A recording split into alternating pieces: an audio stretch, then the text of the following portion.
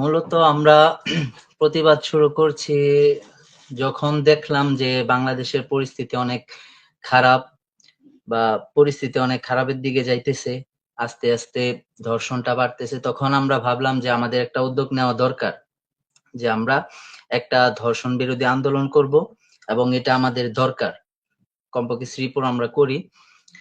তো সেখান থেকে ভাবা এবং আমরা সবাই একসাথে হয়ে দেন আমরা আন্দোলনের ডাক দিই। আপনারা আসলে কার নেতৃত্বে এই আন্দোলনটা শুরু করেছিলেন? আন্দোলনটা শুরু করা হচ্ছে আমাদের কনফিউশন দাদা দিয়ে, মানে আমাদের শ্রীপুরে একটা পেজ আছে, তো ওনার সাথে এই কথাবার্তা বলে আমরা এই উদ্যোগটা নেই এবং উনি আমাদেরকে অনেক সহযোগিতা করেন এবং ওনার আশ্বাসে আমরা আন্দোলনটা সফল করি। আচ্ছা, এই আন্দোলন করে আপনারা কতটুকু সফলতা অর্জন করতে পেরেছেন, বা ধর্ষণের যে বিষয়গুলো ঘটতেছে আপনি কি মনে করতেছেন যে ধর্ষণগুলা হওয়ার মূল কারণ কি? কি কারণে এত ধর্ষণ হচ্ছে? আমার মতে আমরা যেটুক করতে পেরেছি, আমরা যেদিন প্রথম মানে 25 তারিখ আমরা যেদিন আন্দোলন করি, আন্দোলনের পর আমরা হচ্ছে একটি স্মারকলিপি আমরা ইউনূস স্যারের বরাবর জমা দিই এবং 2 দিন পর আবার আমরা আন্দোলন করি, তখন আমরা জমা দিছি। তো ওনার বক্তব্য হচ্ছিল যে আমার তো এখানে কোনো হাত নাই, মানে প্রথম বক্তব্য ছিল ওনার এটা, যে আমাদের তো কোনো হাত নাই, আমাদেরকে একটা স্মারকলিপি দিতে পারো, আমরা জাস্ট চেষ্টা করতে পারি। তো দেন আমরা তার কাছে স্মারকলিপি জমা দিলাম স্যারের কাছে, উনিও আশ্বাস দিল যে হ্যাঁ ঠিক আছে, আমি এটা উপরের মহলে পৌঁছায় দিব। এরপর হচ্ছে এই দর্শন বাড়ার কারণ আমি মূল যেই কারণটা মনে করি সেটা হচ্ছে যে আইনের যে ব্যবস্থাটা এটা আরো কঠোর করতে হবে। এই আইনের ব্যবস্থার জন্য হয়তোবা ধর্ষণটা বেড়ে যাচ্ছে, যে তারা ভাবছে যে যদি ধর্ষণ হয় তাহলে 6 মাস 1 বছর, এর বেশি সাজা হচ্ছে না, বা আমরা এখন পর্যন্ত শুনতে পারি নাই যে কোনো ধর্ষণকারী বা কোনো ধর্ষক মৃত্যুদণ্ড পেয়েছে বা এমন কিছু। আমি মনে করি যদি আইনের দিক দিয়ে কঠোর হয়, যদি শাস্তি তাদেরকে প্রকাশ্যে মৃত্যুদণ্ড দেওয়া হয়, তাহলে হয়তোবা এই ধর্ষণটা কমতে পারে। আচ্ছা জি, আমরা চলে যাব এখন আমাদের সাংবাদিক মোমেন ভাইয়ের কাছে। যে এই যে সায়েম বলল যে আইনের যে শাস্তি বা প্রশাসনের বিচার ব্যবস্থা, এক কথা বিচার ব্যবস্থা দুর্বল হওয়ার কারণে ধর্ষণের বৃদ্ধিটা বাড়ছে। দর্শকরা মনে করতেছে যে দেশে আইন নাই, মানে শাসন নাই, কিছু নাই, দর্শন করলে আর কি আমাদের বিচার করবে, এটাই তো নাকি? হ্যাঁ, তো মোমেন ভাইয়ের কাছ থেকে আমরা জানবো যে আসলে এই বিষয়টা আসলে কোন ভাবে দেখছেন আপনি, এটা কি আদৌ সত্য কিনা? আসলে বর্তমান যে পরিস্থিতি দেখা দিচ্ছে, প্রতিদিন দেখা যাচ্ছে দর্শন, শিশু দর্শন, নারী দর্শন বাংলাদেশে প্রকোপ আকার ধারণ করেছে। আসলে এই দর্শনটার পেছনে আমি একটি বড় আকারে দায়ী করব মাদক ও নেশাকে। আমাদের 8ই মার্চ আন্তর্জাতিক নারী দিবসে দেখা গেছে সারা দেশে 11 জন শিশু ধর্ষিত হয়েছে। তার মধ্যে আমাদের গাজীপুরের বর্মি ইউনিয়নের একটি দর্শক ধরা পড়েছিল। তার বক্তব্যে আমরা জানতে পারি সে নেশাগ্রস্ত ছিল, গাঁজা সেবন করে সে ধর্ষণ করেছে। আসলে সারা দেশে যেই দর্শনগুলা হচ্ছে বেশিরভাগ আমরা দেখতে পারবো এই মাদকাসক্তরাই আসলে দর্শনটা করছে। একজন সুস্থ মস্তিষ্কের মানুষ কখনো দর্শন করবে না। দর্শক আচ্ছা আমাদের আচ্ছা তাহলে মোমেন আকন্দ ভাইয়ের কাছে আমার একটা প্রশ্ন, যে আমরা গত বৃহস্পতিবার বা রবিবারে শুক্রবারে দেখলাম, বা একদিন পরে শনিবারে দেখলাম যে একজন হুজুর, একজন আলেম, একজন মাদ্রাসার শিক্ষক একটা শিরতাহানি বা দর্শনের পর্যায়ে গেছে। তো এটা কেন হয়েছে? উনি তো আসলে মাদক সেবন করে না, এই বিষয়ে একটু বলবেন? ভাই, অনেক অনেক মাদ্রাসার শিক্ষক, অনেক মাদ্রাসার ছাত্রদেরকে আমি মাদক সেবন করতে দেখেছি। আপনি জানেন মাদকের বিরুদ্ধে আমি সোচ্চার ভূমিকা পালন করি। আপনি জানেন আমি প্রত্যেকটা বক্তব্যে আমি মাদক কিরকম ক্ষতির কারণ আমাদের দেশের জন্য, আমাদের জাতির জন্য, সেটা আমি ফুটিয়ে তুলি। আমি মূলত মাদকের বিরুদ্ধে বিরুদ্ধে কাজ করি, এটা আপনি জানেন। মাদকের বিরুদ্ধে কাজ করতে গিয়ে আমি অনেক মাদ্রাসার বড় বড় হুজুর, অনেক ছাত্রদেরকে, অনেক মেধাবী ছাত্রদেরকে আমি দেখেছি তারা মাদক সেবন করে।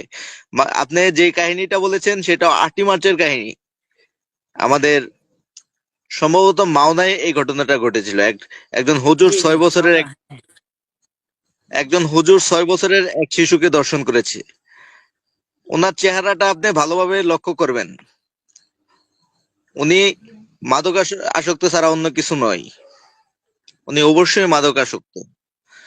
আর দর্শনের ব্যাপারে আমি শিশু দর্শনের ক্ষেত্রে বলতে চাই, যারা অভিভাবক আছে শিশুদের, প্রত্যেক শিশুদের অভিভাবকদেরকে প্রচন্ড পরিমাণে শিশুর প্রতি যত্নবান হতে হবে, শিশুর খেয়াল রাখতে হবে। গত কিছুদিন আগে আমি শ্রীপুর মডেল থানায় একটা মামলার নিউজ করেছিলাম। ওইখানে আমি দেখতে পেয়েছি 8 বছরের একজন শিশু পাশের রুমের ভাড়াটিয়া, যে ভাড়াটিয়ার বয়স আনুমানিক 60 বছর, 8 বছরের একজন শিশুকে ধর্ষণ করেছে 60 বছর বয়সের একজন মানুষ। তখন বিভিন্ন তথ্য সংগ্রহ করতে গিয়ে আমি দেখলাম শিশুটির বাবা মা দুইজনই চাকরিরত অবস্থায় থাকে। 8 বছরের একটা শিশু বাড়িতে একা থাকে। তো এই 8 বছরের একজন শিশুর টেক কেয়ার কে করে? আমি মনে করি টাকাটাই বড় জিনিস নয়। আপনার ঘরে যখন সন্তান থাকবে, জি জি যখন শিশু থাকবে, তার প্রতি একটু নজর দেওয়া উচিত। বাবা মা দুইজন চাকরি করেন, আর সেক্ষেত্রে শিশুটা দর্শিত হয়। আপনার এই টাকা দিয়ে কি করবেন ভাই? বিশেষ করে আর আইনের কথাও বলবো যে বাংলাদেশে আইন করা হয়েছিল দর্শকদের সর্বোচ্চ শাস্তি মৃত্যুদণ্ড দেওয়া হবে। সায়েম আশরাফ বলেছে আইনের প্রয়োগ নেই। আসলেই প্রয়োগ নেই। তবে 2-4 জন দর্শককে যদি জনগণের সামনে শাস্তি দেওয়া যেত, তাহলে হয়তো দর্শকরা অনেকটাই ভয় পেত, তারা এই কাজ করার সাহস পেত না। যাই হোক, আমি আমার বক্তব্য এখানে শেষ করছি। হ্যাঁ, জি আমরা এখন আমাদের সাথে যুক্ত আছেন আমাদের ইসলামী যে যুব আন্দোলন বাংলাদেশের গাজীপুর জেলা শাখার যিনি সাধারণ সম্পাদক জননেতা মোহাম্মদ রেজাউল করিম ভাই যুক্ত আছেন। ভাইয়ের কাছে আমরা যাব। এতক্ষণ ভাই যুক্ত ছিলেন, আমাদের সাথে কথাবার্তা বলতেছেন বা শুনতেছেন। সায়েম আশরাফ কথা বলেছেন যে আইনের যে একটা শাসন ব্যবস্থা, এটা বিচার ব্যবস্থা দুর্বল হওয়ার কারণে, বিচার ব্যবস্থা না থাকার কারণে কিন্তু ধর্ষণের বৃদ্ধিটা বেশি হচ্ছে। আমাদের মোমেন আকন্দ ভাই এটার প্রশ্নের জবাব দিয়েছেন যে মাদক এবং নেশার যে কারণটা, এটা বৃদ্ধি হওয়ার কারণে সমাজে ধর্ষণ বা নারী এবং শিশু ধর্ষণ বৃদ্ধি পাচ্ছে। তো আমি আমাদের রাজুল ভাইয়ের সাথে কথা বলবো বা আপনার কাছে জানবো যে আসলে মূলত কোন বিষয়টাকে আপনারা এই দর্শন বৃদ্ধি হওয়ার কারণটা মনে করছেন, বা দর্শনটা বাড়তেছে এটা কি কারণে বাড়তেছে, কি বিষয়টা মনে করতেছেন? ধন্যবাদ। আসসালামু আলাইকুম। আশা করছি ভালো আছেন সবাই। নাহমাদু ওয়া নুসাল্লি আলা রাসূলিল কারীম। আম্মা বা'দ। আউযু বিল্লাহি মিনাশ শাইতানির রাজীম। বিসমিল্লাহির রাহমানির রাহিম। ইয়া আইয়ুহাল্লাযীনা আমানু বিসমিল্লাহি কাফা। সাদাকাল্লাহুল আযীম। আজকে আমি যে বিষয়ে উপস্থিত আছেন আহ, সহকর্মী ভাইরা, এখানে হয়তো আমি মোমেন আকন্দ ভাইকে ওইভাবে পরিচয় নাই। সম্ভবত সাংবাদিক, গণমাধ্যম কর্মী। এছাড়া আমাদের সায়েম আশরাফ ভাই আছেন, হচ্ছে আমাদের ফারিয়া আপু। পাশাপাশি সঞ্চালনার দায়িত্বে আমাদের শ্রদ্ধেয় বড় ভাই মোহাম্মদ শাহিন, মহসিন মিয়া শাহিন ভাই আছেন। সবাইকে আন্তরিক ধন্যবাদ জানাচ্ছি ইসলামী যুব আন্দোলন বাংলাদেশ গাজীপুর জেলা শাখার পক্ষ থেকে। এখানে সায়েম আশরাফ ভাই যে কথাটা বলেছে যে বিচার ব্যবস্থা অবনতির কারণে হয়তো বাংলাদেশে মাদক কি বলে যে ধর্ষণের যে ঘটনাগুলো বারবার ঘটছে, এটা একটা পয়েন্ট অবশ্যই। বাকি আপনি এটাই যে শুধু দর্শনের কারণ বা লাগাতার দর্শন, একের পর এক দর্শন হচ্ছে, এটার বিচারহীনতাই যে মূল কারণ, বিষয়টা অবশ্যই কখনোই ইনভেস্টিগেট করে আপনি পাবেন না। এর পিছনে আরো কিছু কারণ আছে, যেটা আমাদের মোমেন আকন্দ ভাইয়ের সাথে আমি একমত হতে চাই। সেটা হচ্ছে মাদক ও নেশার যে বিষয়টা, মাদক আর নেশা বিষয়টা একরকম হতে পারে, বাট মাদকের কারণে একজন মানুষ নেশাগ্রস্ত গ্রস্ত হয়। পাশাপাশি আহ সহজ একটা পয়েন্ট, সেটা হচ্ছে পর্নোগ্রাফি, যেটা আমাদের বাংলাদেশে বিভিন্ন ওয়েবসাইট অথবা একদম ফ্রিলি যেভাবে পর্নোগ্রাফি যেগুলো আমাদের হাতের মুঠোয়, এটা একটা পয়েন্ট হতে পারে। তো আমরা অবশ্যই বিচার ব্যবস্থা, মাদকের যে ছয় লাভ, আর এরপরে হচ্ছে মোবাইলের যে আসক্তি অথবা নেশা বা পর্নোগ্রাফির যেই ছয় লাভ, এবং সহজেই যে কেউ চাইলেই এটার মধ্যে ঢুকে যেতে পারছে, বুঝে হোক না বুঝে হোক। এবং সর্বশেষ আমি একটা পয়েন্ট আউট করতে পারবো, হয়তো আপনারা আমার সাথে সহমত হবেন, সেটা হচ্ছে পোশাকের যে শালীনতা। আমি কথাগুলো অবশ্যই ইসলামকে প্রাসঙ্গিক রেখেই কথা বলবো, কারণ আল্লাহ তাআলা কোরআনের মধ্যে আমাদেরকে এই যে দর্শন কাণ্ডগুলো এগুলো থেকে বেঁচে থাকার জন্য একদম কমপ্লিট এখানে নির্দেশনা দেওয়া আছে। সুতরাং আমি বিশ্বাস করি যে বাংলাদেশের যে বিচার ব্যবস্থা, সেখানে মৃত্যুদণ্ড নামক যে আইন প্রণয়ন করা আছে, বাট সেটার যে প্রয়োগ নাই, এটা আমরা আহ, যদি 100% আপনি বিশ্বাস করেন যে আইন করা আছে, তাহলে আপনার 200% বিশ্বাস করতে হবে যে বাংলাদেশে এই আইন বাস্তবায়ন নাই। এরপর আসেন যে মাদক ও নেশা, মোমেন আখন্দ ভাই যেটা বললেন, মাদকের দিকে মানুষ কেন যাচ্ছে এবং কিশোররা কেন বারবার এগিয়ে যাচ্ছে। আমি এখানে আহ অভিভাবক এবং পাশাপাশি প্রশাসন দুইটাকেই দায়ী দায়ী করতে চাই। এবং আমাদের সমাজ ব্যবস্থা যেভাবে চলতেছে, এভাবে একটা ছেলে সহজেই মাদকাসক্ত হয়ে যাচ্ছে, কিন্তু তাকে মাদক থেকে ফিরিয়ে আনার জন্য কিন্তু বেশ কিছু ক্রাইটেরিয়া বা আমাদের ব্যাক পেতে হচ্ছে। তো এই মাদকটা সহজ, ভারত থেকে আমরা জানি আমাদের যে সীমান্তবর্তী অঞ্চলগুলো আছে সেখান থেকে সহজে মাদকগুলো ট্রান্সফার হচ্ছে।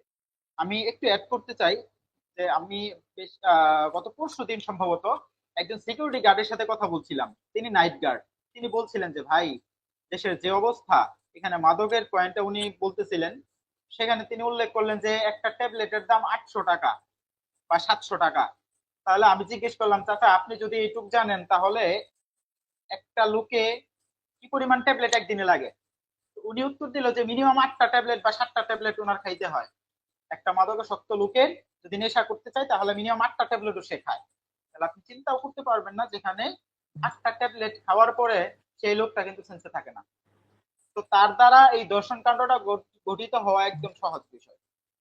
এখন আমরা আপনারা জেনে থাকবেন হয়তো, ইসলামী যুব আন্দোলন বাংলাদেশ বা ইসলামী আন্দোলন বাংলাদেশের পক্ষ থেকে আমি এই 2 দিন আগে আমাদের শ্রীপুরে সচেতন ছাত্র আহ যে প্রতিবাদী ছাত্র সমাজের যে ব্যানারে যে মিছিলটা হয়েছিল এই দর্শকদের শাস্তির দাবিতে, সেখানে আমি উপস্থিত ছিলাম। সেখানে আমি প্রশাসনকে বারবার এই একটা কথাই বলতে বোঝাতে চাচ্ছিলাম যে আপনারা কমপ্লিট একটা স্টেটমেন্ট দেন, এটা কেন বারবার করছে। ইভেন এটা শুধু শ্রীপুর প্রশাসনকে বলা না, এটা অবশ্যই ওভারঅল পুরো বাংলাদেশের যে প্রশাসনিক সেক্টর, সেখানে এই প্রশ্নটা হতে পারে যে আপনারা এটার উত্তর দেন কেন এটা বারবার ঘটছে। এইটার পিছনে আপনি যদি মাদকের কথা উল্লেখ করেন, তাহলে মাদকটা কেন চলতেছে, মাদকটা অফ করেন আপনারা, মাদকটা কিভাবে বাংলাদেশে আসছে। তো এইটা এই মোমেন আকন্দ ভাই পরবর্তীতে যেটা বললেন, আমি শর্ট করছি, যে ব্যক্তিগত কেয়ারিং যে বিষয়টা, ফ্যামিলিগত কেয়ারিং যে বিষয়টা, এই কেয়ারিং এর বিষয়টা অবশ্যই উল্লেখযোগ্য। এখন কেয়ারিং এর বিষয়টা, আপনি যখন একটা সাবালক মেয়ে বা মহিলা দর্শিতা হয়, আমরা বাংলাদেশের ইতিহাসে দেখেছি 80 বছরের বৃদ্ধাও দর্শিত হয়েছে, আপনি সেখানে কেয়ারিং এর বিষয়টা কোথায় উল্লেখ করবেন? সুতরাং আপনি ব্যক্তিগত বা ফ্যামিলি কেয়ারের যে জায়গাটা, এটাই আপনি এখানে উল্লেখ করা যৌক্তিক না। এখানে রাষ্ট্রীয় যে ব্যবস্থাপনা, মাদকের যে 6 লাখ এটা বন্ধ না করতে পারা, এবং পর্নোগ্রাফির যে বিষয়টা এটা বন্ধ করতে না পারা, এবং এটার ব্যাপারে পদক্ষেপ না নেওয়া জোরালো। তারপরে হচ্ছে আমাদের যে আইনি ব্যবস্থা রয়েছে, যে আমাদের মৃত্যুদণ্ড সর্বোচ্চ শাস্তি আমরা জানি বাংলাদেশে যে মৃত্যুদণ্ড একজন দর্শকের। তো এই দর্শকের এক মৃত্যুদণ্ড আইন আমরা আজ পর্যন্ত কয়টা দর্শকের এই শাস্তি ব্যবস্থাটা আমরা দেখেছি? প্রত্যক্ষ করি নাই। আমি আমি আমার যে আমি বুঝতে শিখেছি যতদিন থেকে, ততদিন থেকে আমি একটা দেখিনি। তো আমি বলবো মোমেন আকন্দ ভাইয়ের সাথে এই কথাটা আমি দ্বিমত বা অ্যাড করতে চাই, যেভাবে নেয় ভাই, যে শুধু ব্যক্তিগত বা ফ্যামিলি কেয়ারিং না, এখানে রাষ্ট্রযন্ত্রের যে সিস্টেমটা, যেমন শাস্তির যে বিষয়টা, এটা আরো জোরালো হওয়া উচিত এবং জনসম্মুখে সেটা প্রকাশ করা উচিত। জি আমি কি আরেকটু জি, বলবো, অবশ্যই। যেমন আমাদের শ্রীপুরে যে দুইটা ঘটনা, এই দুটো ঘটনা আমি একদম সমসাময়িক যদি বিষয়টা আমি টেনে আনি, এই দুইটা ঘটনায় গ্রেফতার করা হয়েছে। আমরা যখন মিছিলে গেলাম তখন আমরা সার্কেল এসপি ওনাকে পেয়েছি, উনি উল্লেখ করলো যে আমরা তো ভাই গ্রেফতার করেছি। আপনি গ্রেফতার করেছেন, এর পরবর্তীতে এই দোষীদের কি প্রকার শাস্তি হচ্ছে আমরা তো কেউ দেখতে পাচ্ছি না। আদৌ কি শাস্তি হচ্ছে নাকি এরপরে তারা ছাড়া পেয়ে যাচ্ছে আমরা কিন্তু দেখতে পাচ্ছি না।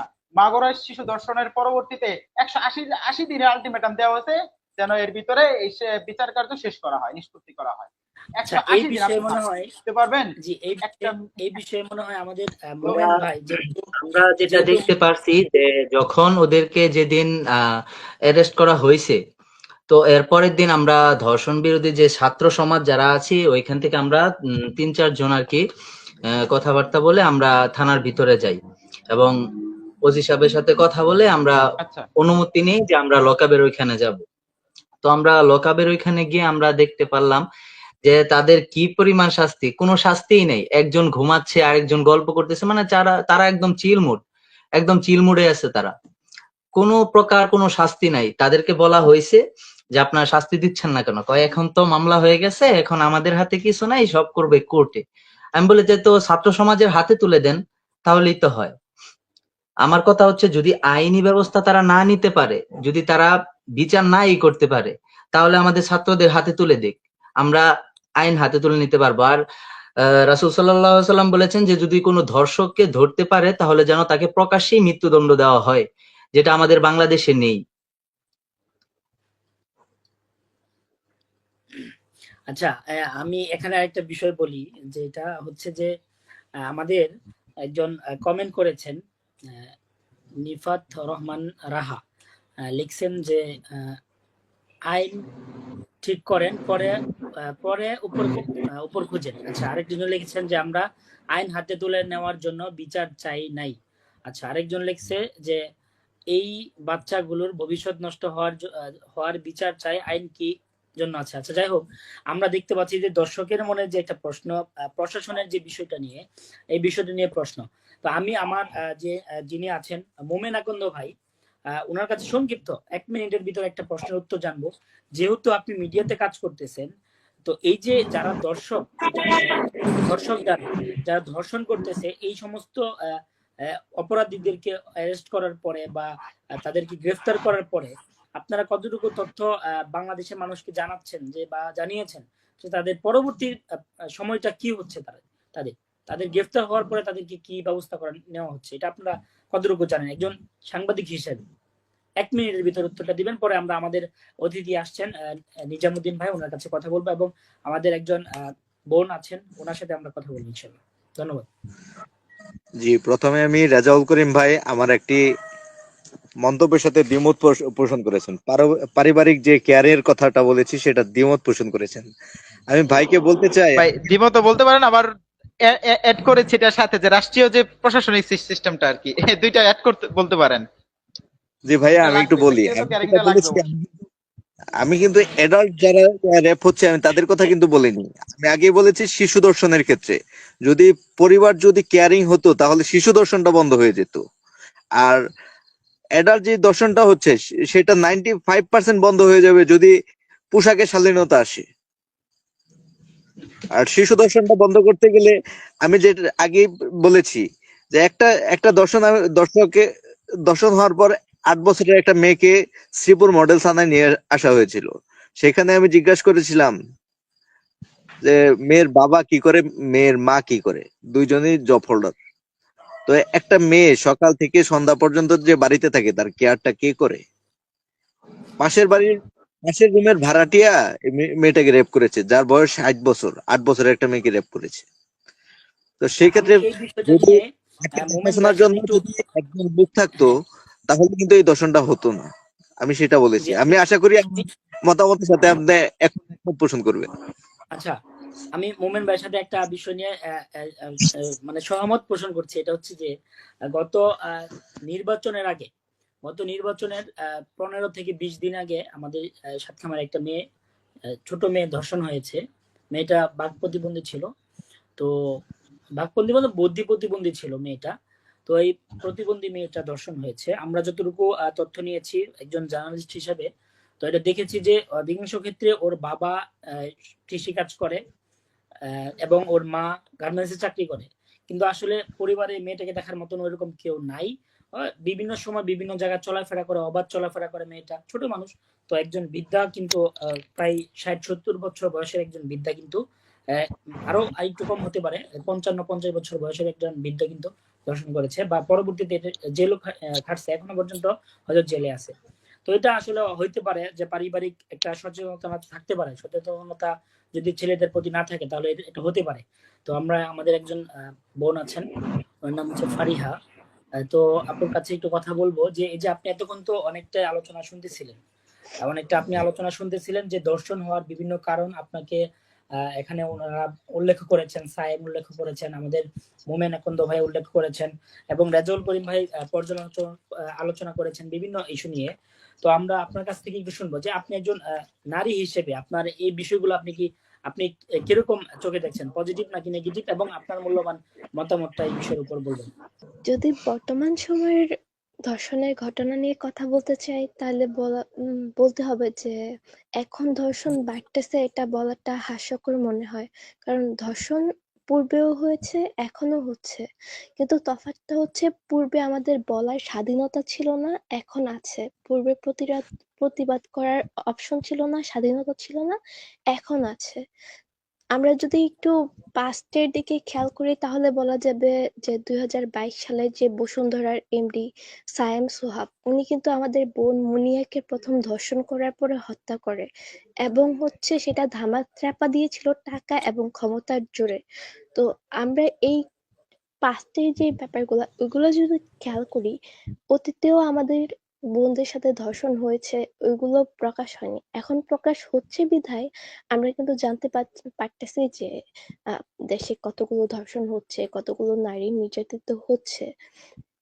ওভারঅল চিন্তা করলে আমি বলবো যে ধর্ষণের পেছনে সব থেকে বড় কারণ হচ্ছে যে আমাদের দেশে আইনের বাস্তবায়ন না থাকা, ইসলামিক রাষ্ট্রের বাস্তবায়ন না থাকা, ইভেন যে সঠিক বিচার না থাকা। আমরা যদি একটু দেখি, তাহলে আমাদের যে পূর্বের সময়টা ছিল বাংলাদেশের, সেখানে কিন্তু একটা সময় ইসলামী রাষ্ট্র ছিল। তখনকার সময়ে কিন্তু ধর্ষণগুলো খুবই কম ছিল, মহামারী আকার ধারণ করে নাই।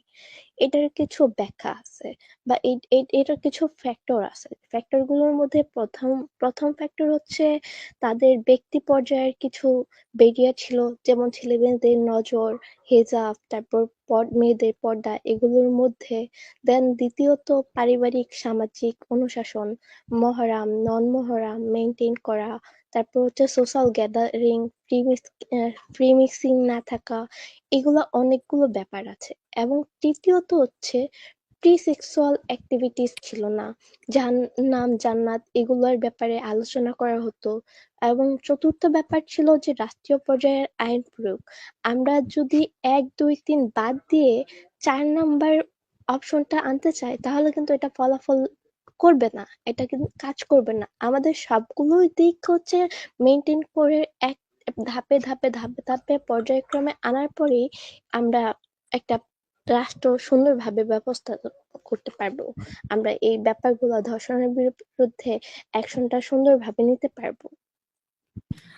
জি, অসংখ্য ধন্যবাদ, এবং মূল্যবান কিছু কথা উনি বলেছেন। তো আমি আশা করছি যে আমাদের যিনি রেজাউল করিম ভাই আছেন, আপনি শুনেছেন, তো আপনার কাছ থেকে এই কথাগুলোর জবাব শুনবো ইনশাল্লাহ। আবারও ধন্যবাদ জানাচ্ছি মহসিন মিয়া শাহিন ভাইকে। ধন্যবাদ জানাচ্ছি আপুকে অত্যন্ত চমৎকার কথাগুলো বলার জন্য। এবং আসলে এইটাই বাস্তবতা।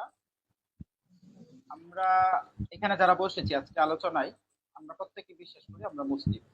সুতরাং আমরা রাষ্ট্রের প্রত্যেকটা আইনের পূর্বে আমরা চিন্তা করি এখানে আমাদের শরিয়া ভিত্তিক একটা আইন আছে, সে আইনের বাস্তবায়ন কতটুকু। এরপর হচ্ছে রাষ্ট্রের যে আইনি ব্যবস্থা, সেটার বাস্তবায়ন কতটুকু।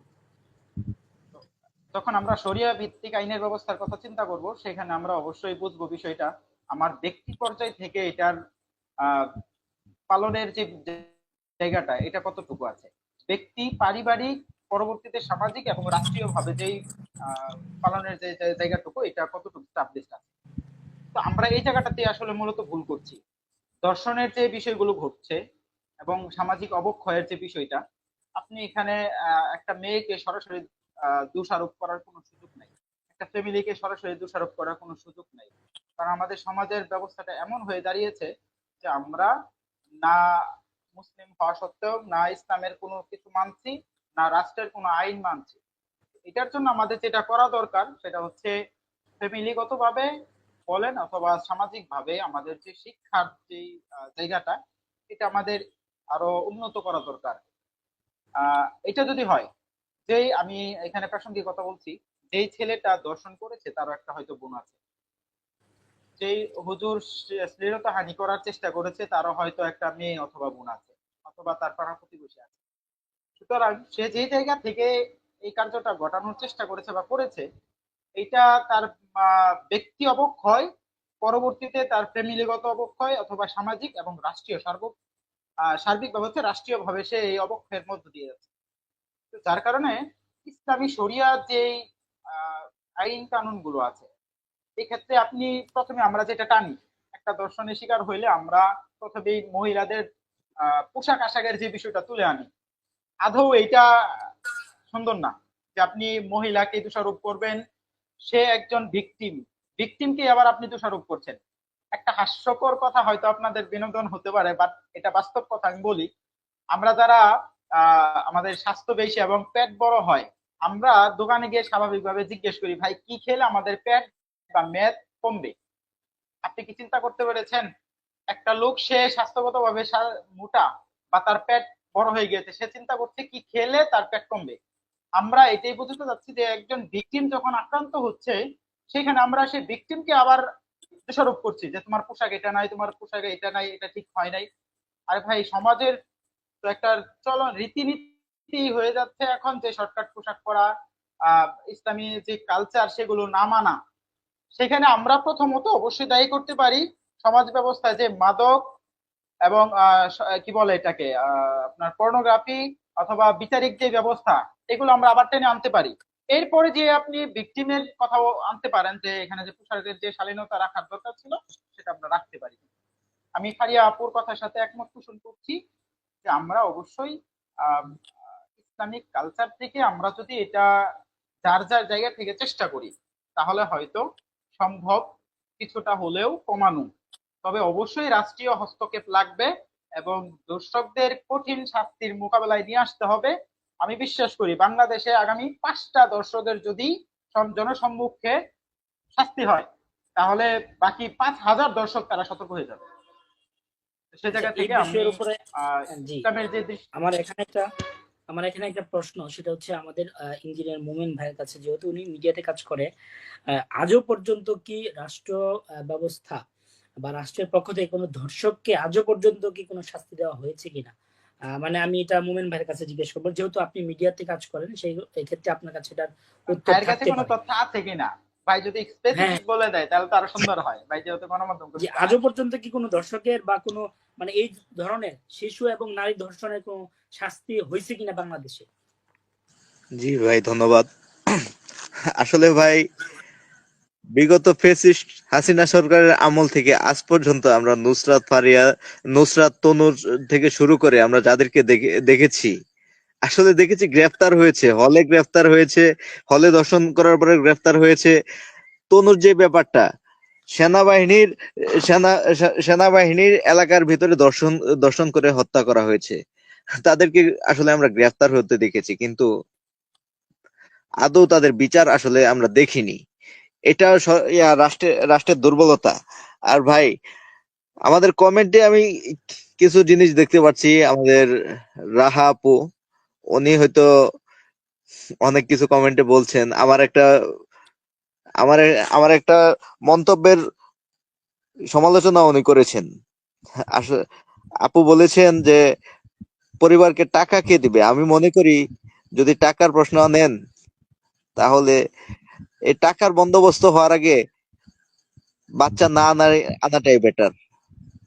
আপনি আপনি এখানে বলেছেন যে আইন কি করবে, তাহলে আপনার রুমটা, আপনি রুম থেকে বের হওয়ার সময় রুমটা কেন তালাবদ্ধ করে বের হন? আইন তো আছে, আপনি তালাবদ্ধ কেন করেন? আপনি যদি আপনার রুমের সামান্য দুই চারটা গহনা 20-50 হাজার টাকার জন্য যদি রুমটা লক করতে হয়, তাহলে আপনি কেন আপনার সন্তানকে প্রটেক্ট করার জন্য আপনি কেন সচেতন হবেন না? আপনার কাছে আমার প্রশ্ন, আপনি কমেন্টে আপনার উত্তরটা জানাবেন। জি, আমরা আসলে কমেন্টে কথা কমেন্টের হচ্ছে কথা আমি চিন্তা বলি, করি। ওনার উত্তরটা আমি দেই। কথা হচ্ছে গিয়ে যে ওনার কথা যেটা যে পরিবারকে টাকা কে দিবে, তো পরিবারকে টাকা কে দিবে এটা সত্যি কথা যে একটা ফ্যামিলি চালাতে গেলে অনেক সময় দেখা যায় যে স্বামী স্ত্রী দুজনেই জব করেন। তো যে বাচ্চাটা আছে 7-8 বছরের বাচ্চা তো কমপক্ষে একটু হলেও বুঝে, উনি তো বুঝে, একবারে তো অবুঝ না, কিছুটা হলেও বুঝে। তো সে তো ইচ্ছা করে আর গিয়ে ধর্ষিত হবে না। ধর্ষকরা যদি তাদের উপর ঝাঁপিয়ে না পড়ে তাহলে কিন্তু ধর্ষণটা হবে না। আর তারা ভয় পায় না কি জন্য? আইনের ব্যবস্থার জন্য। যদি আইনের ব্যবস্থাটা কঠোর করা হয় তাহলে দেখা যাবে যে কোনো মেয়েই ধর্ষিতা হবে না। এটা হচ্ছে একটা এখানে পয়েন্ট। একটা বিষয় আমি আমি এখানে একটা বিষয় যেটা নোট করেছি, আমাদের গতানুগতিক যে ধারাবাহিকতার আলোচনা, এতক্ষণে আলোচনায় যতটুকু আমরা বুঝতে পেরেছি সেটা হচ্ছে যে মাদক, পর্নোগ্রাফি ও হচ্ছে বিচার ব্যবস্থা এবং পোশাক আশাকের স্বাধীনতা বা বিষয়টা আসলে 1, 2, 3, 4টা বিষয়ের উপরে আমি মনে করি বাংলাদেশে এখনো পর্যন্ত খুবই খুবই খুবই কমজোর রয়েছে, যার কারণে এখনো পর্যন্ত কোনো অপরাধীরাই তাদের দর্শকের পেছনে এই অপরাধের জন্য চারটা বিষয়ই গুরুত্বপূর্ণ এবং চারটা বিষয়ই হ্যাঁ, আপনার কি বলে ওতপ্রোতভাবে জড়িত। জি। বাস্তব। তো আজকের এই আলোচনা যতটুকু উঠে এসেছে, সর্বপ্রথম যে বিষয় মাদক এবং পর্নোগ্রাফি, এখন বর্তমানে আমাদের সামাজিক যোগাযোগ মাধ্যম সবাই আছে, একজন রিকশাওয়ালা থেকে একজন সরকারি চাকরিজীবী, সকলের কাছে বর্তমান ফেসবুক ওপেন চালাচ্ছে সবাই। তো ফেসবুকে একটা সাইট আছে যেটা রিল, মানে রিল ভিডিও যেটা, তো সহজেই একটা মোবাইল হইলে যে কোনো ধরনের ভিডিও, হ্যাঁ 18+ ভিডিও, এটা কিন্তু তারা ছেড়ে দিতে পারছে। এবং আমাদের সাধারণ জনগণ যারা আছে, মানুষ যারা আছে, তারা কিন্তু এই ভিডিওগুলো দেখতেছে। তো এই ভিডিওগুলো যখন দেখে তার মস্তিষ্কে কিন্তু এই জিনিসগুলো কাজ করে, এই বিষয়গুলো কিন্তু কাজ করে। আর এবং আমি গত কিছুদিন আগে আমাদের টেলিগ্রাম গ্রুপে আপনার ওই সারা বাংলাদেশে যে ধর্ষণ হয় বা এই জাতীয় কিছু ভিডিও আমাদের এখানে আসে বা লিঙ্ক আমাদের এখানে আসে, যেটা টেলিগ্রাম গ্রুপে পাওয়া যায়, এটা মোমেন ভাই হয়তো জানেন, যেহেতু আপনি সাংবাদিকতা করেন, আপনার কাছে গোপন কিছু সোর্স এটা থাকতে পারে। তো আমি একটা গ্রুপে দেখেছি যে একজন মানে 2-3 জন মিলে একজনকে ধর্ষণ করতেছে। তো সে এরকম ভাবে বলতেছে যে টাকা যদি 10-15 লাখ যাবে, তারপরেও মানে তোকে আমরা এরকম কাজ করে ছাড়বো। এই যে একটা মন মানসিকতা, সেটা দেখছে কোত্থেকে, শিখছে কোত্থেকে? অবশ্যই সে কিন্তু অনেক বড় শিক্ষিত মানুষ এরকম কিছু না, অবশ্যই তার একটা সাইট ছিল সামাজিক যোগাযোগ মাধ্যমে, এখান থেকে সে শিখতে পারে। এবং সে মাদকাসক্ত ছিল, অবশ্যই তাকে দেখলেই বোঝা যায় সে মাদকাসক্ত থাকতে পারে। তো আমি মনে করি আমাদের যে কালচার বা আমাদের যে একটা মানে আমাদের যে চিন্তা চেতনা, এই চিন্তা চেতনা যদি আমাদের এখনো পর্যন্ত সচেতন না হয় বা আমরা যদি এটার প্রতি সচেতন না করি, তাহলে হয়তো এই ধরনের কার্যক্রম আরো বাড়তে পারে। এবং আইনের যে শাসন ব্যবস্থা এটা যদি না থাকে, যেমন এটা আমি রাজুল ভাইয়ের কাছে একটু জানবো যে ইসলামে ধর্ষকের ব্যাপারে বা জেনাকারী ব্যভিচারের ব্যাপারে কতটুকু শাস্তির হুকুম রয়েছে, এই বিষয়টা আপনার কাছে জেনে তারপর আমি একটু কথা বলবো। ধন্যবাদ আবারও মহসিন মিয়া শাহিন ভাইকে, পাশাপাশি সকলকে ধন্যবাদ। এখানে আসলে সূরাতুন নূরের মধ্যে আমরা একটা মোটামুটি যদি আমরা ব্যাখ্যাতেও না যাই, তারপরেও এখানে সহজ একটা কি বলে এটাকে সংজ্ঞা বা আপনার আয়াতের অর্থ বলা যেতে পারে, এটা দেয়া আছে। আমি পড়ে শোনাচ্ছি, আমি ক্লিয়ার করি বিষয়টা, আমি আলেম না, সুতরাং এই বিষয়টা শরীয়তের পরিপূর্ণতা ভুল হতে পারে আমার। বাকি আমি একটা হাদিস একটা একটা আয়াত আমার লেখা আছে, এটাই পড়ে শোনাচ্ছি। ব্যভিচারী নারী এবং ব্যভিচারী পুরুষ তাদের প্রতি কি বলে প্রত্যেককে 100 করে বেত্রাঘাত এবং কি বলে এটাকে বেত্রাঘাত কার্যকর করে কোন প্রকার দয়ার উদ্রেক যেন না হয়, আল্লাহ তাআলা সূরাতুন নূরের মধ্যে বলছেন। এবং আল্লাহর প্রতি পরিপূর্ণ বিশ্বাসী হয়ে এটা করতে হবে। তাহলে মুসলমানদের একটি দল যেন তাদের শাস্তি প্রত্যক্ষ করে, তার মানে হচ্ছে মুসলমানদের একটা দল এই দর্শকদের একটা শাস্তি দিবে। কি শাস্তি দিবে? যে এখানে লেখা আছে 100 বেত্রাঘাত করবে, এবং আল্লাহ রাসূলের হাদিসের মধ্যেও আছে যে 1 বছরের জন্য দেশান্তর করবে। এখানে আমি আয়াতের পর্যালোচনা করতে গিয়ে দেখেছি, সম্ভবত ভুল না হলে, আলেম যারা আছে তারা দেখলে হয়তো ভুল শুদ্ধটা বলতে পারবেন। এখানে কোরআনেও এটা স্পষ্ট ঘোষণা করা আছে যে একটা বিবাহিত পুরুষের জন্য এক আইন শরিয়াতে, আবার অবিবাহিত পুরুষের জন্য আর একটা আইন। তো এটা স্পেসিফিক আমি হয়তো টোটাল বিশ্লেষণ করা সম্ভব হবে না আমার। আল্লাহ রাসূলের স্পষ্ট একটা হাদিস আছে, অবিবাহিত পুরুষ নারীর ক্ষেত্রে শাস্তি হচ্ছে 100 বেত্রাঘাত এবং 1 বছরের জন্য দেশান্তর করা। এছাড়াও সরাসরি কি বলে দর্শককে বা দোষীদেরকে কি বলে মৃত্যুদণ্ড দেওয়া, এরকম আয়াত হাদিস এবং পর্যালোচনা করলে পাওয়া যায় শরীয়তে। তো এটা আশা করছি আমার থেকে উত্তর না নিলে আমি ইয়ে করবো, স্বাচ্ছন্দ্যে বলবো যে আমি এটা হয়তো পরিপূর্ণ উত্তর দিতে পারবো না। বাকি এইটুকু আমার নলেজে আছে আপাতত। জি, আমি বুঝতে পেরেছি যে এটা আসলে আপনি যেটা বলেছেন ঠিক আছে। তো এই যে এই একটা বিষয় ক্লিয়ার করি শাহিন ভাই, একটা জি, বিষয় জি। ক্লিয়ার করি, শেষ করি, এটার সাথে অ্যাড করি। এটা হচ্ছে আমাদের রাষ্ট্রীয় ব্যবস্থায় হচ্ছে সাংবিধানিকভাবে একজন দর্শকের, সে যদি দর্শন করেছে প্রমাণিত হয়, তাহলে তার কিন্তু সর্বোচ্চ শাস্তি মৃত্যুদণ্ড। বাট এইটা আমরা তো স্পেসিফিক আমরা সবাই জানি, এখানে পাঁচজন আছি, পাঁচজনই জানি, কিন্তু এটা কিন্তু আচ্ছা, বাস্তবে এটা কি হচ্ছে না। কার্যকর আজও হয়েছে? আমি কি এরকম একটা কোন কথা আইন কি বলতে এখনো পারি? কার্যক্রম হয়েছে?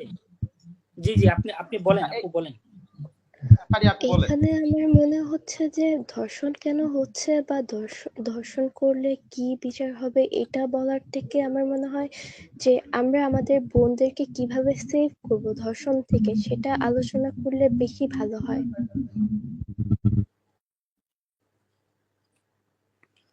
আসলে আপু আমাদের বিষয়টা ছিল যে দর্শনের কারণ এবং প্রতিকার, এটা উল্লেখ অবশ্যই দুইটাই আমাদের প্রয়োজন।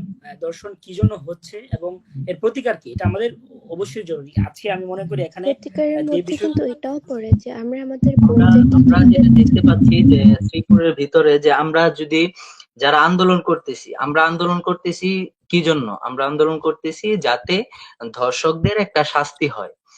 ধর্ষকদের ফাঁসি চাই আমরা, বা মৃত্যুদণ্ড চাই, আমরা প্রকাশ্যে মৃত্যুদণ্ড চাই। এখন এখন আমরা শ্রীপুরে যেটা দেখতে পারি যে এক একজন এক এক দল নিয়ে আসে, এক এক ভাবে আন্দোলন করে, এবং সবাই আন্দোলন করতে আসে না। অনেকে দেখেছি যে সাংবাদিক নিয়ে এসে শুধু তারা ফোকাসে আসার জন্য আন্দোলনটা করে, যেমন ছোট ছোট বাচ্চাদেরকে নিয়ে করে। ওরা তো কিছু বোঝে না, ওদেরকে নিয়ে করে, রাস্তায় অ্যাক্সিডেন্ট হয়। তো আমি মনে করি যে আপনার ফোকাসে না আইসা, এই ফোকাসে না আইসা আপনার মন থেকে এটা দাবি জানান যাতে ধর্ষকদের একটা শাস্তি হয়। ভাই আর এখন আরেকটা যেটা করা কথা হচ্ছে, হচ্ছে যে ভাই আমরা আমি একটু অ্যাড যেটা করি দেখতে পারি। সাইম ভাইয়ের কথার প্রাসঙ্গিকতা, যেটা হচ্ছে আমাদের জি, জি, জি। আপনি জানবেন যে ইসলামী ছাত্র আন্দোলন বাংলাদেশ কেন্দ্রীয় কমিটির পক্ষ থেকে সম্ভবত 9 মার্চ, আমি যদি ভুল না করে থাকি, হ্যাঁ 9 মার্চ একটা রাত 10টায় বিক্ষোভ মিছিলের আয়োজন করা হয়, অথবা 10ই মার্চ। সেখানে বেশ কিছু দাবি উত্থাপন করা হয়, সম্ভবত 3টা দাবি।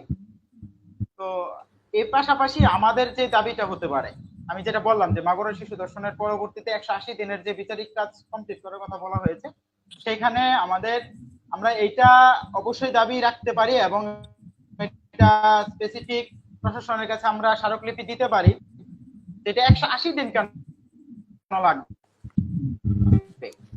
আমরা এখানে কমপ্লিট প্রমাণ দেখছি, তারপরেও 180 দিন কেন লাগবে? এটা আরো শর্ট টাইমের মধ্যে, এবং নারী ও শিশু নির্যাতনের একটা ট্রাইব্যুনাল যদি গঠন এবং জনসম্মুখে কার্যকর করা যায়, যেভাবে একটা ভিকটিম ধর্ষিত হওয়ার পরে যেভাবে আমরা ফোকাস করি, হাইলাইট করি, ঠিক তদুপরি একটা দর্শকের শাস্তি যখন হবে, সেই বিষয়টাকে যদি আমরা কমপ্লিটলি মিডিয়ায় নিয়ে আসতে পারি এবং ফোকাস করতে পারি, আশা করি আজকে শাহিন ভাইয়ের যে টপিকের মধ্যে এটা উল্লেখযোগ্য হতে পারে যে আমরা দর্শনের প্রতিকার অনেকাংশে পেতে পারি। দ্রুত সময়ের মধ্যে এটা বিচারিক কাজ কমপ্লিট করা এবং আলাদা একটা ট্রাইব্যুনাল প্রয়োজনে করা, করে একদম শর্ট টাইমের মধ্যে এটা বিচার সম্পন্ন করা এবং জনসম্মুখে সম্পন্ন করা, তাহলে হয়তো আমাদের কিছুটা হলে প্রতিকার পাওয়া যেতে পারে।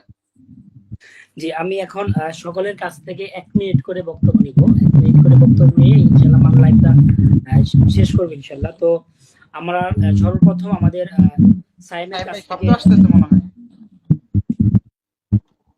জি, একটু মিউটে থাকবো, আমরা একটু মিউটে থাকবো। হ্যাঁ, যে আমরা 1 মিনিটের বক্তব্য নিব, সেটা হচ্ছে যে আমাদের আজকের লাইভ থেকে আমরা যেই জিনিসগুলা দেখলাম যে দর্শন এর কারণ, দর্শনের কারণ সমূহের মধ্যে উল্লেখযোগ্য যে কয়েকটা কারণ আমি নোট করেছি আমাদের অতিথিদের বক্তব্যের মাঝখান থেকে, সেটা হচ্ছে মাদকের ছয়লাভ, তারপর হচ্ছে পর্নোগ্রাফি, তারপর হচ্ছে বিচার ব্যবস্থা। এই 3টা বিষয় হচ্ছে দর্শন বৃদ্ধি হওয়ার কারণ। আমি যতটুকু আপনাদের মানে বক্তব্যের যে নোটটা আমি সংক্ষিপ্তভাবে করেছি যে কারণ কি জন্য হতে পারে, যেটা আমাদের একটা উল্লেখ ছিল যে দর্শন বৃদ্ধি হওয়ার কারণ এবং এর প্রতিকার। এর প্রতিকার হিসেবে আমি যতটুকু উল্লেখ করেছি যে উল্লেখিত যে কারণ সমূহ আছে, বিশেষ করে মাদক বন্ধ করা, মাদকের ছয়লাভ বন্ধ করা, এবং পর্নোগ্রাফি যে বিষয়গুলো আছে বা 18+ যে সাইটগুলো আছে এগুলো সবকিছু ব্যান করে দেওয়া, বন্ধ করে দেওয়া। তারপর হচ্ছে বিচার ব্যবস্থা কঠিন করা, আরো বিচার ব্যবস্থাকে আরো উন্নত করা। তাহলেই হয়তো এই সমস্ত দর্শন বা অপরাধ আমাদের প্রতিকার হতে পারে। এই বিষয়ের উপরে আমি 1 মিনিট করে আপনাদের বক্তব্য নিব। জি, ধন্যবাদ। প্রথমে আমরা মোমেন আকন্দ ভাইয়ের কাছ থেকে শুনবো। ধন্যবাদ মহসিন মিয়া শাহিন ভাই। সমাপনী বক্তব্যে আমি এটাই বলতে চাই, আসলে আমাদের সমাজ থেকে আমরা যদি মাদককে তুলে নিতে পারি, আমরা যদি আইনটাকে আরেকটু স্ট্রং করতে পারি, আমরা যদি সামাজিকভাবে প্রত্যেকটি এলাকায় দর্শন বিরোধী এবং মাদক বিরোধী একটা কমিটি করতে পারি, সেই কমিটি যদি সোচ্চারভাবে কাজ করে, তাহলে দর্শন মাদক বন্ধ হতে বাধ্য। আর রাষ্ট্র যে আইনটা করেছে প্রত্যেকটা দর্শকের ফাঁসি নিশ্চিত করতে হবে, না আর সেটা অবশ্যই জনসম্মুখে করতে হবে, তাহলেই আসলে বন্ধ হবে এই নরকীয় এই দর্শন কার্যক্রম। যাই হোক, আমি আমার বক্তব্য শেষ করব। আপনারা জানেন, গতকালকে বাংলাদেশ জাতীয়তাবাদী ছাত্র দল সারা দেশে প্রত্যেকটা বিশ্ববিদ্যালয়, প্রত্যেকটা কলেজে মানববন্ধন করেছে, বিক্ষোভ করেছে। ছাত্র দলের মতো প্রত্যেকটা সংগঠন যদি একত্রিত হয়ে প্রত্যেকটা এলাকায় তারা কর্মসূচি পালন করে, দর্শকদের টনক নড়ে যাবে, দর্শকরা একটু হলেও ভয় পাবে। আর আইনের যে ব্যাপারটা, আইনটাকে কার্যকর করার জন্য আইন কিন্তু ভাই আসে একটা ঘটনা ঘটে যাওয়ার পরে, ঘটে যাওয়ার আগে কিন্তু আইন যা প্রত্যেককে করা সম্ভব না, প্রত্যেককে সেফটি দেওয়া সম্ভব না। তাই আমাদের নিজেদের সেফটিটা নিজেদের প্রথমে নিশ্চিত করতে হবে। তাছাড়া যে সংগঠনের কথা বললাম, সংগঠনটাকে প্রত্যেকটা এলাকায় একটা করে সংগঠন করে সেই সংগঠনকে অ্যাক্টিভ রাখতে হবে। জি, শেষ করার জন্য আর অনুরোধ করছি। সকলকে ধন্যবাদ জানিয়ে আমি আমার বক্তব্য শেষ করছি। আসসালামু আলাইকুম। জি, আমরা এখন একটু শুনবো যে আমাদের সায়েম আশরাফ আছেন, যিনি দর্শন বিরোধী আন্দোলনে শ্রীপুরে খুবই ভালো একটা জোরালো ভূমিকা পালন করেছেন। 1 মিনিটের ভিতরে আমরা একটু শুনবো যে দর্শন হওয়ার মূল কারণ মাদক এবং পর্নোগ্রাফি, বিচার ব্যবস্থা নিশ্চিত না করা। এই বিষয়ের উপর আপনার মন্তব্য কি? আমি বলতে চাই হচ্ছে যে আমার শুরুতেই বলেছি যে ধর্ষণ হওয়ার কারণ হচ্ছে যে আইনের ব্যবস্থা এটা। আর মনিম ভাই যেটা বললো লাস্টে যে ছাত্র দল, এখন এটা কিভাবে নিবেন সবাই এটা জানি না, যে ছাত্র দল তারা ভূমিকা পালন করেছে। আমরা যেদিন ফার্স্ট 25 তারিখ আমরা যখন আন্দোলন শুরু করি, আন্দোলন চলাকালীন আমাদের বাধা আসে কোথা থেকে? শ্রীপুর ছাত্র দল থেকে আমাদের আন্দোলনে বাধা আসে এবং আমরা সেখানে থামায় রাখে আমাদেরকে। দেন কয়েকজন ছিল, তাদেরকে বের করার পরে আমাদেরকে আগাতে দেওয়া হয়েছিল, আমাদের উপর চাপ প্রয়োগ করা হয়েছিল এবং কি কয়েক জায়গা থেকে ফোন করে অনেক কিছুই বলা হয়েছে। তো আমি বলবো যে ছাত্ররা কম করছে এটা না, যে আলাদা, আমরা যেটা মনে করি যে আলাদা আলাদা না হয়ে আমরা একসাথে হয়ে যদি একটা ধর্ষণ বিরোধী আন্দোলন করি, তাহলে সেটা আরো জোরালো হবে এবং কি তারা তারা একটা ভয় পাবে। এখন আমরা যদি এক এক দিন এক একজন বা একদিনে দুই দল আলাদা আলাদা হয়ে আমরা আন্দোলন করি, তাহলে সেটা কিন্তু সবার চোখে ফুটবে না। প্লাস হচ্ছে গিয়ে আমরা যেটা বললো যে মাদক, সবকিছুতেই মাদক বললেও ভুল হবে, সবাই কিন্তু মাদক সেবন করেই ধর্ষণ করছে না, অনেকেই নিজ জ্ঞানেই কিন্তু ধর্ষণ করছে।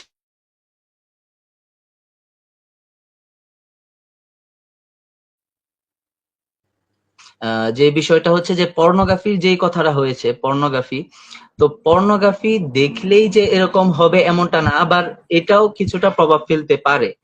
পর্নোগ্রাফি দেখতে যদি কারো এরকম ইচ্ছা হয়, তাহলে সোজা কথায় বলতে গেলে টঙ্গী বাজারে গেলে অভাব নেই।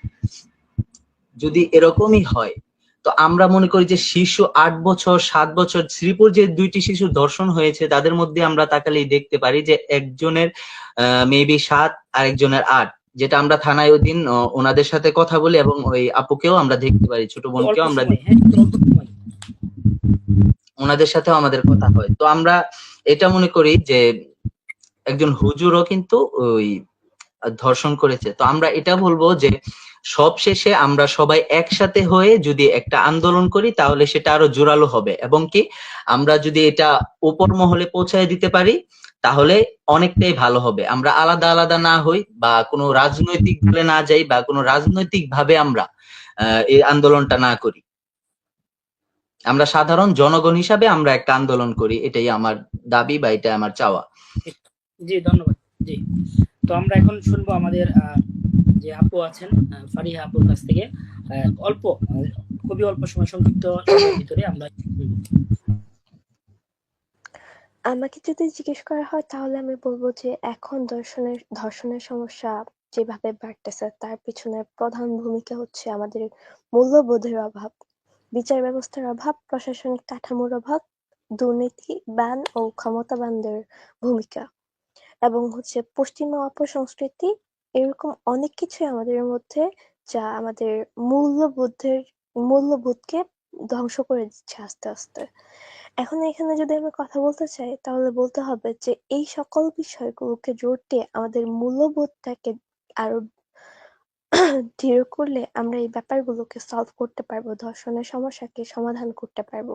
তার থেকেও বড় কথা, আমি সায়েম আমরা যেদিন প্রথম আন্দোলন করলাম, শ্রীপুরের আন্দোলনে ডাক দিলাম, ওই দিন আমরা কাউকেই পাইনি আন্দোলনের জন্য, বা আমাদের বোনদেরকে সেভ করবে বা আমাদেরকে প্রোটেকশন দিবে বা আমাদেরকে হচ্ছে যে আসবে আমাদের আন্দোলনে এগিয়ে আসবে, এরকম কাউকেই পাইনি।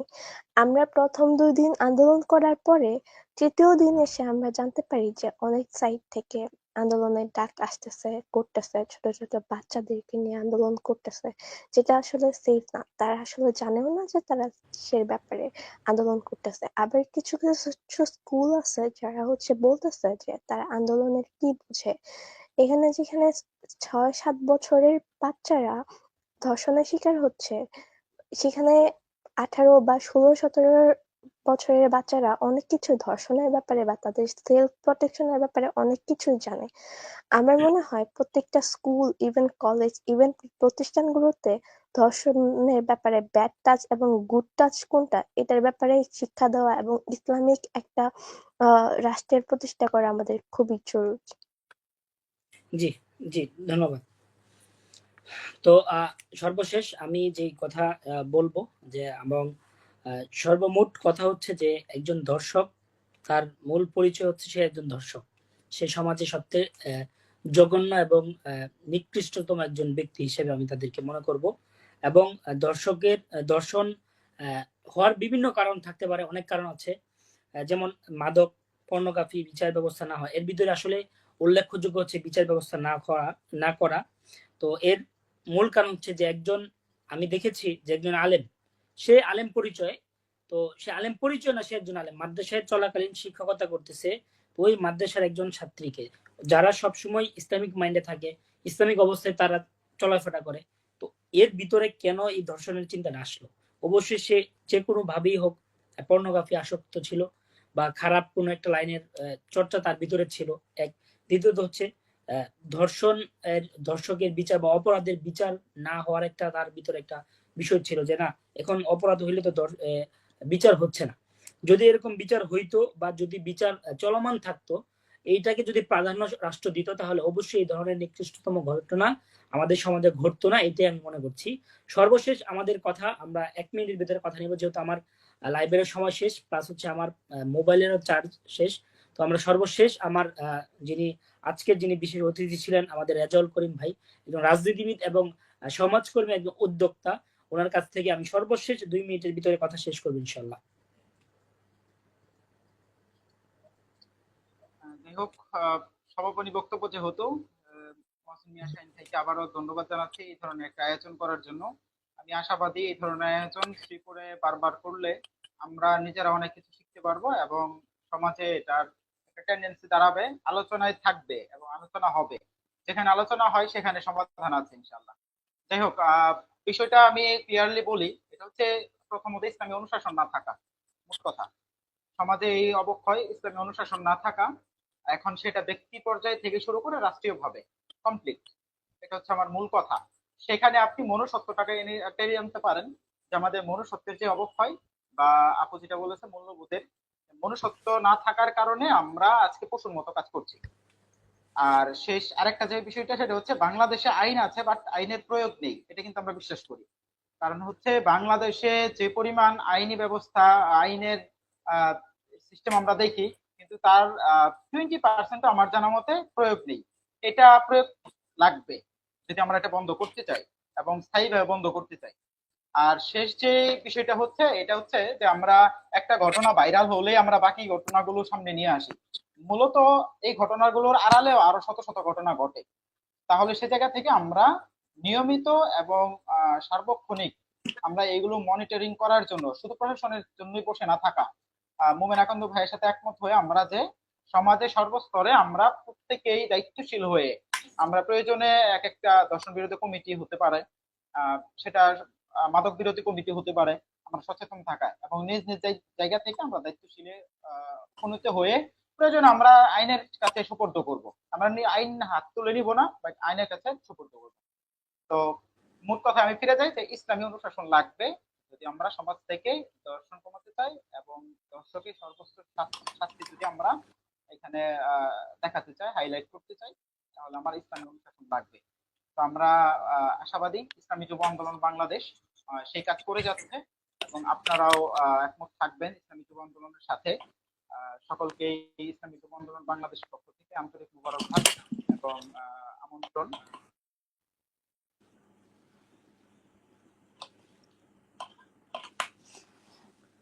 জি অবশ্যই আজকের মতন বিদায় নিচ্ছি। আমার এখানে মোবাইলে চার্জ না থাকার কারণে আমার ক্যামেরাটা চালু করতে পারতেছি না। তো আজকে আমাদের লাইভে যারা আছেন এবং ছিলেন, সময় দিয়েছেন, বিশেষ করে রেজাউল করিম ভাইয়ের প্রতি চিরকৃতজ্ঞ। ভাই অনেক ব্যস্ততার ভিতরেও আমাদেরকে সময় দিয়েছেন। বিশেষ করে সায়েম, অনলাইন অ্যাক্টিভিটি ওনার খুব আমি ভালো। এখন বাসা থেকে আসছি আবার দোকানে এই প্রোগ্রাম অ্যাটেন্ড করার জন্য। ইফতারের পরে চলে গিয়েছিলাম, আবার এখানে এসেছি এই প্রোগ্রাম অ্যাটেন্ড করার জন্য। 11টা বাজে প্রায়। আলহামদুলিল্লাহ। ফ্যামিলি এটা টাইম আসলে টুকু এখানে দেওয়া আর কি। জি জি, এটা আসলে খুবই আমার জন্য খুবই চিরকৃতজ্ঞ আমি সবার কাছে। এবং আমি চাই যে মাঝে মধ্যে যদি এরকম ইয়া হয়, অবশ্যই আপনারা সাড়া দিবেন ইনশাআল্লাহ। আপনার কাছে এতটুকু আশা আমার আছে ইনশাআল্লাহ। এবং সাইমের জন্য দোয়া এবং ভালোবাসা রইল। বিশেষ করে আমাদের মাতার সেরেতাজ উস্তাদে মোহতারাম হযরত মাওলানা আবু সাইদ আশরাফি রহমাতুল্লাহি আলাই বেশ কিছুদিন আগে ইন্তিকাল করেছেন। ওনার জন্য আমরা সকলে দোয়া করব এবং ওনার পরিবার পরিজনের জন্য দোয়া করব। বিশেষ করে সাইমের জন্য দোয়া করব। যেরকম ভাবে ওনারা একজন বোনের জন্য আন্দোলন করতেছে, এটা যেন সার্থক হয় এবং বাংলাদেশের বিচার ব্যবস্থা যেন আসলেই ভালো হয়, সেই বিষয়টা আমরা মাথায় রেখে আজকের মতন আমরা এখানেই বিদায় নিচ্ছি। সকলকে ধন্যবাদ জানাচ্ছি। আসসালামু আলাইকুম ওয়া রাহমাতুল্লাহি ওয়া বারাকাতুহু।